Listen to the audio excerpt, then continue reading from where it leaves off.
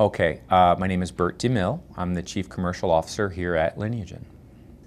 Medical diagnostic space, it's a broad term and we're often confused with pharmaceutical, but it's a little bit different.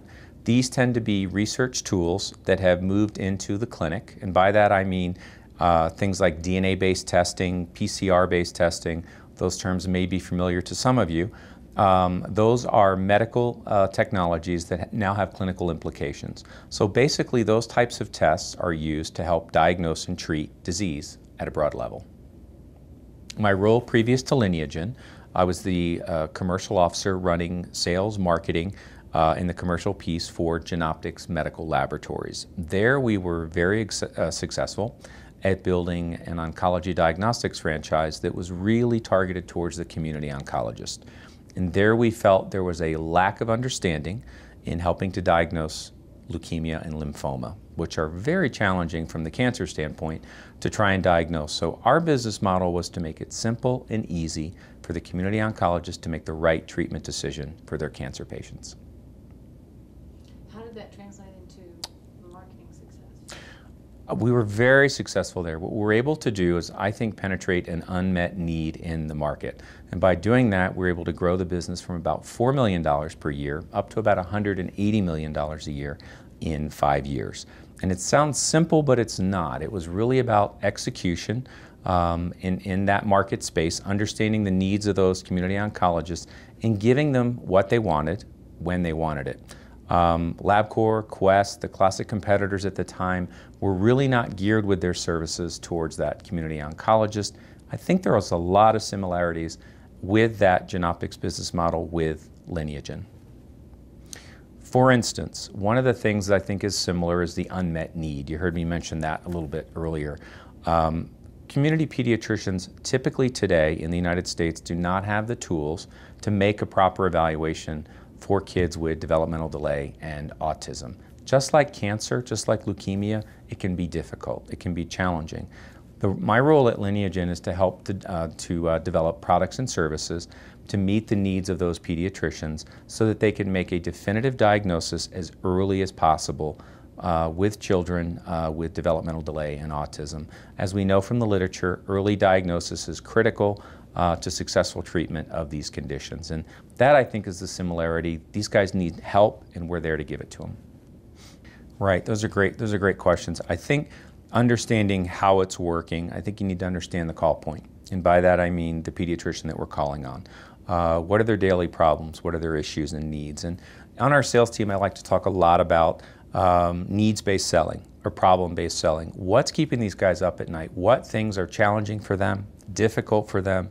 We really try and gear our business model at Lineagen around the needs of the community pediatrician and giving them the tools, as I mentioned earlier, to diagnose.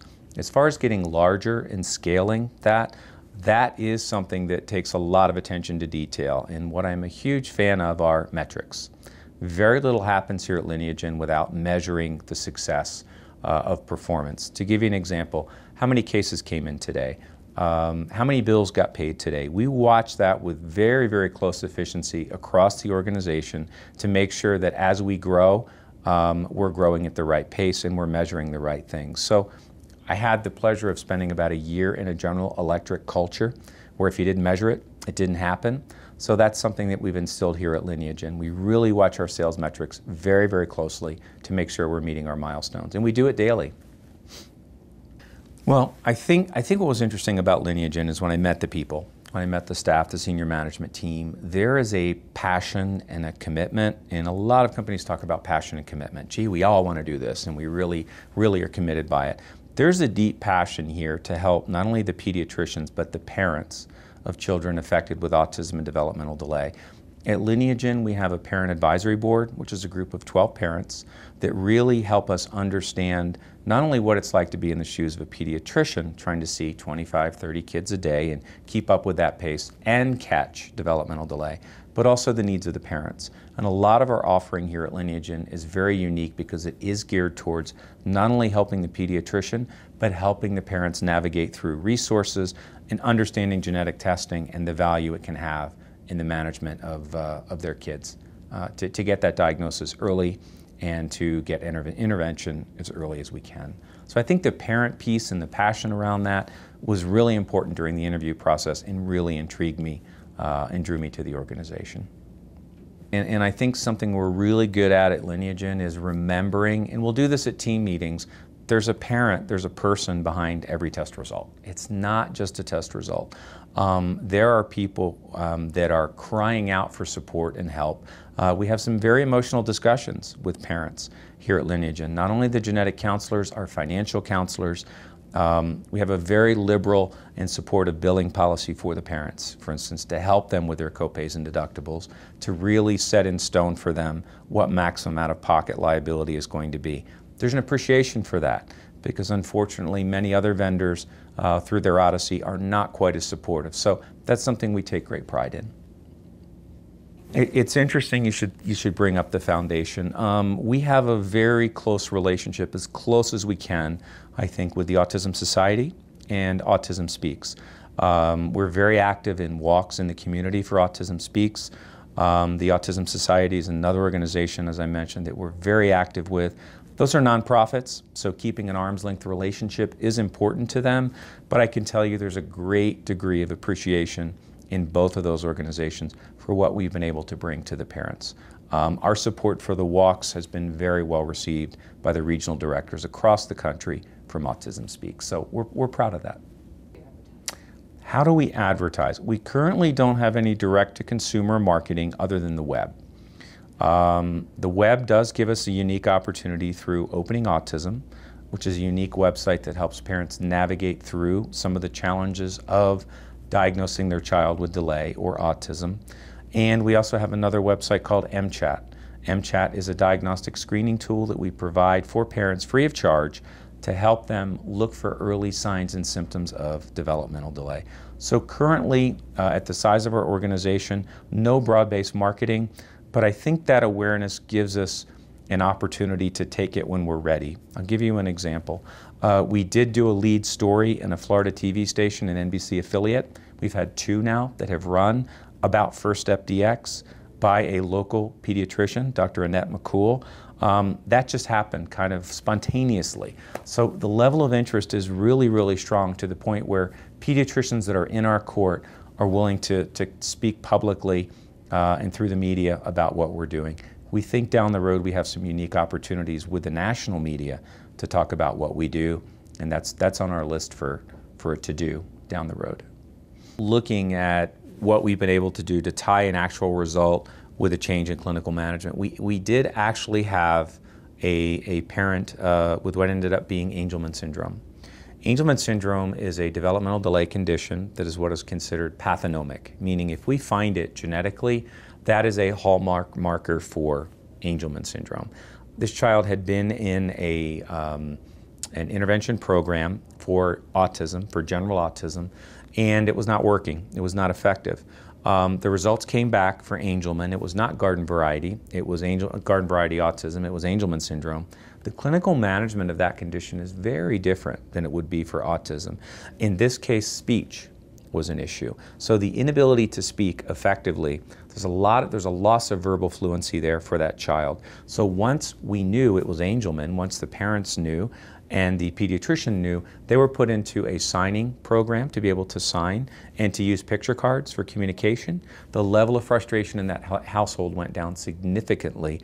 The therapy was changed, knowing what the specific delay condition was. The challenge with autism is it tends to be bucketized, right? It tends to be, well, delay is delay, put them all in a program. Where the microarray can help is it can steer care specifically around a subset of developmental delay that may look like and feel like and smell like autism. It's not autism. It's something entirely different.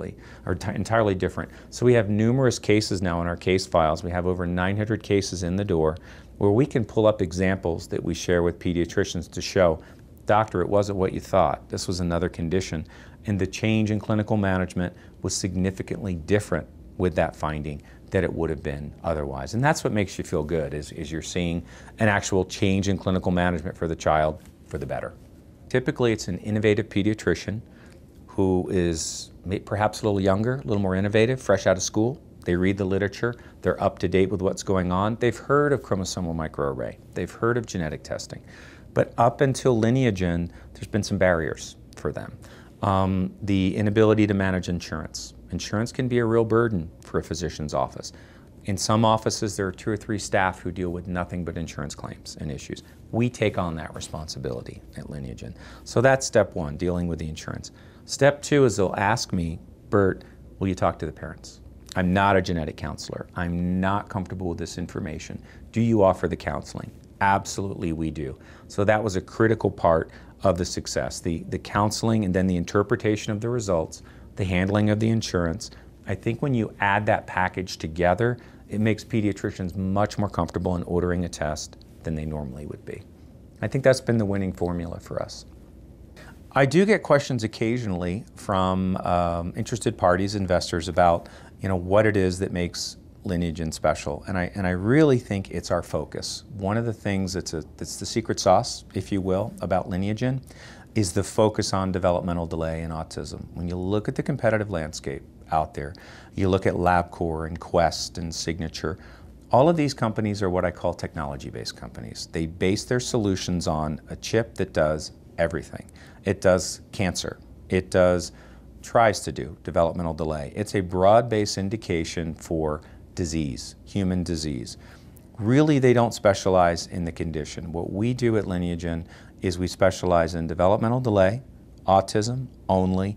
We believe these are unique challenges not only for the pediatrician and for the parents. So rather than be a general tools provider, we focus on the disorder specifically. And currently, we're the only provider out there doing that today.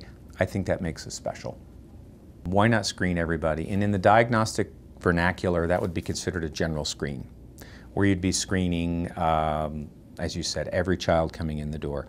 Current guidelines and current medical practice does not cover general screening for genetic testing for developmental delay. It's very clear, actually. The American College of Medical Genetics, as well as some AAP papers that have been published, recommend using genetic testing, whole genome microarray, CMA, which is what we use, chromosomal microarray, in first step, to evaluate kids who are at risk for developmental delay. They've shown clinical signs and symptoms, loss of verbal fluency. It's interesting, autism can be, the reason you check at 18 and 24 months for a particular child is that verbal fluency can begin at 16 to 18 months and then rapidly vanish. That actually can be a hallmark of certain types of autism. So that's the reason for that 18 and that 24-month screen. So current guidelines for reimbursement within the medical community are for children that are seen to be at risk and failing their milestones. The insurance companies have been very supportive up to this point in reimbursement. We've actually been quite successful with the help of Autism Speaks, who's been a strong advocate in 30 states now. Testing in some states like Arizona is particularly called out that genetic testing evaluation should be covered by insurance companies. So certain laws actually call out genetic testing for kids at risk for delay. 30 states now call out specifically applied behavioral analysis, or ABA, to treat children diagnosed with an autistic condition. So Autism Speaks has been very supportive in getting state legislatures and insurance companies behind managing these kids and treating these kids. Currently, though, in that delay in autism bucket only. The results for the test for first step. When first step is run, our current diagnostic yield, if you will, is the term that's used in the industry, is about 18%, meaning we will have a genetic anomaly in roughly 18% of the kids that are sent to us for evaluation, okay? The interesting thing about this is that's today. That's generation 1. Generation 2, which we're due to launch in Q2 of this year, will take that diagnostic yield from 18 to almost 38%. And what that will do is it'll introduce a number of genetic markers on over 140 new novel genes that have been evaluated through the Children's Hospital of Philadelphia and the University of Utah. We'll be able to increase the yield of those findings up to about 38%. So that's nearly 4 in 10 kids at risk for delay or on the spectrum. We will be able to find a genetic association. That will be roughly double of any competitive chip on the market today. So that's going to open up, we think, additional markets for the company in academic centers, in institutions, in hospitals, who really want the best of the best with this chip. So they'll have their choice of looking at just the chip or the chip with integrated services. Again, I think it's going to open up some new opportunities for us to have that chip in our pocket.